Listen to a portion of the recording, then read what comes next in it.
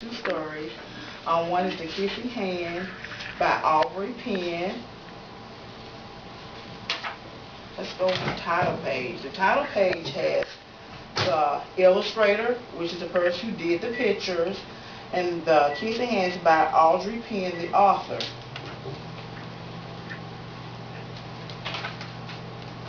Chester Raccoon stood at the edge of the forest and cried. "I don't want to go to school," he told his mother. "I want to stay home with you. I want to play with my friends and play with my toys and read my books and swing on my swing. Please, may I stay at home with you?" See, he's crying. Miss Raccoon took Chester by the hand and nuzzled him on the ear. "Sometimes we have to do things we don't want to do," she told him gently, "even if they seem strange and scary at first. But you will love school once you're there. You'll make new friends and play with new toys, read new books, and swing on new swings. Besides," she added, "I know a wonderful secret that will make your nights at school seem warm and cozy as your days at home." Chester wiped away his tears and looked interested. "A secret? What kind of secret?" "A very old secret," Miss Raccoon said. "I learned it from my mother, and she learned it from hers, and it's called the Kissing Hand." "The Kissing Hand?" said Chester. "What's that?" "I'll show you," Miss Raccoon told Chester's left hand. Took Chester's left hand and spread it wide open and opened his tiny fingers into a fan. Leaning forward, she kissed Chester right in the middle of his palm. Chester felt his mother's kiss from his hand up to his arm and to his heart.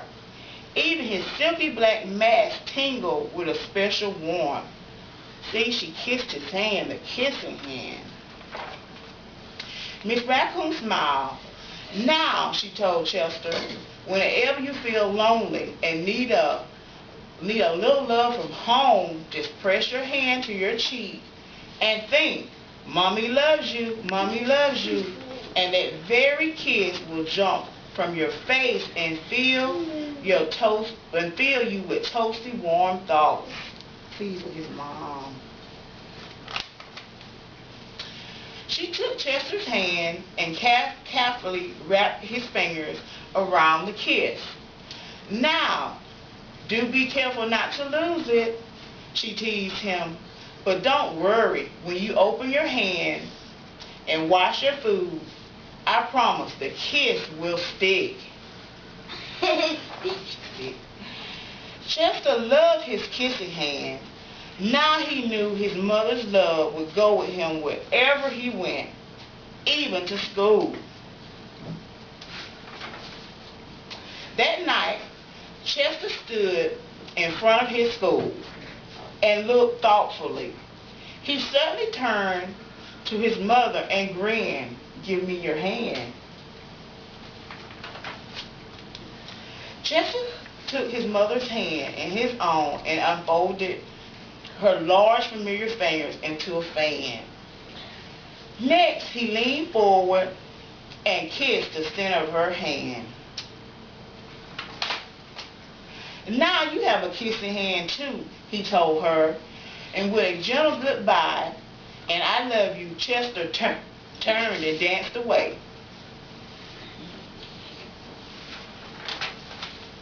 Miss Raccoon watched Chester scamper across the tree limb and enter school. And as the hoot owl rang in the new school year, she pressed her left hand to her cheek and smiled. The warmth of Chester's kiss filled her heart with special words. "Chester loves you," it sang. "Chester loves you." The end. Chester's at school. This story is about when you're afraid of something. You're afraid to do something, but you still have to do it. You have to have courage in your heart to do it. Sometimes we're afraid to go to school. Sometimes We're afraid to meet new people. We're afraid to do new things, but we have to have courage to do that. Now I'm going to do part 2 to the kissing hand. It's called A Pocket Full of Kisses.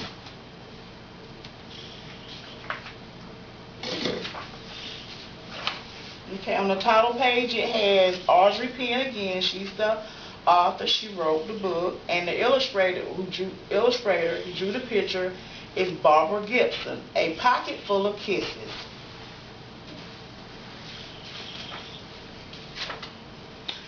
Chester Raccoon sat in the hollow of a tree, stumped and pouted.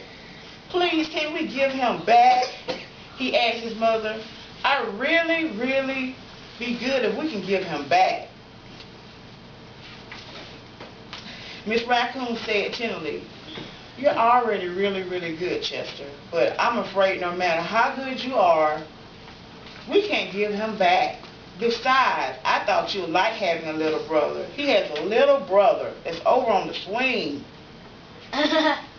He says, I liked it at first," admitted Chester. "But now he plays with my toys and swings on my swing and reads my books. Then he pulls my tail and talks to my friend and follows me everywhere I go." Miss Raccoon lifted Chester up on her lap and smoothed out his worried forehead. That's what little brothers do," she said, in a very motherly tone. "No different than sharing the woods or sharing the stream or sharing the food we find. Ronnie wants to be just like you." Miss Raccoon placed Chester on the ground and smiled at him with a soft, loving eye he knew so well. "I think someone needs a kissing hand," she said, in a voice that was warm and inviting. She took Chester's hand in her own and spread his tiny fingers into a fan. Leaning over, she kissed him right in the middle of his palm. Chester felt the warmth of the kiss rush from his hand, up his arm, and into his heart. And when he pressed his hand to his cheek, he could hear the words in his head. "Mommy loves you," they said. "Mommy loves you." Chester grinned so wide, the tip of his silky mask crinkled upward. His eyes and cheeks were flushed with a prime rose pink. He was the happiest raccoon in the forest. Then, in the blink of a moment, all the joy went out of the little raccoon. His pink cheeks were pale, and streams of tiny hot tears fell down like rain on his sad face. Even his silky black mask drooped as he watched his mother reach down, take Ronnie's hand into her own, and open his tiny hand into a fan and kiss his brother right in the middle of his palm. See, the mother's kissing Ronnie's hand, and Chester doesn't like it. "This was my kissing hand," Chester grasped in the saddest voice his mom had ever heard. "Why did you give Ronnie my kissing hand? Don't you love me anymore?" Chester was upset. "Oh, Chester," said Miss Raccoon, "of course I love you. Then how come you gave the baby my kissing hand?" asked Chester.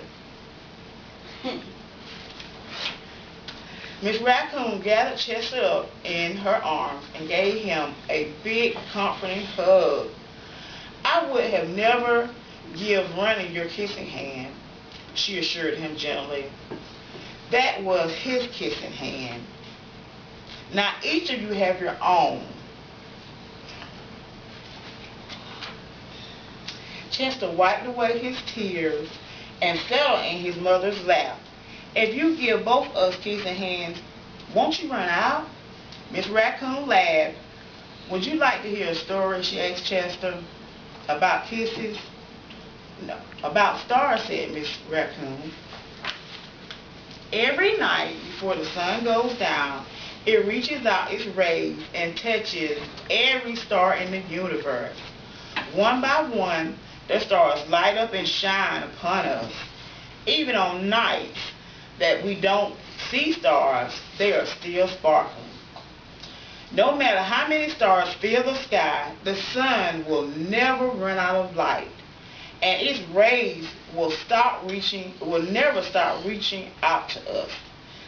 That's the way with a kissing hand, Miss Raccoon said. When somebody loves you, the kisses are like the sun's rays, always there and always shining. No matter how many kissing hands I give you and running, I will never ever run out. But you're right about one thing, Miss Raccoon told Chester.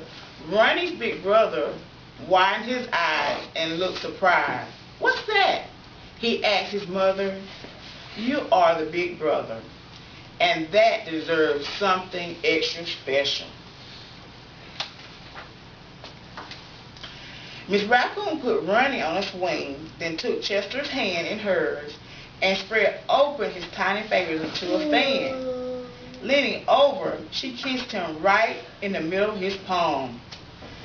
This kiss is yours. This kiss is for your pocket," she told him. "Take good care of it and keep it as a spare. You never know when a big brother might need a little extra care." Chester hugged his mom and romped away. "I love you," he seemed to say. The end. There's Chester, Miss Raccoon, and Ronnie. This story is about really a mother's love. A mother's love, she loves all her children. She doesn't favor one over the other. They're always equal. So always know that your mommies and daddies, aunts, uncle, if you have sisters and brothers, they love you just the same. The end. Thank you.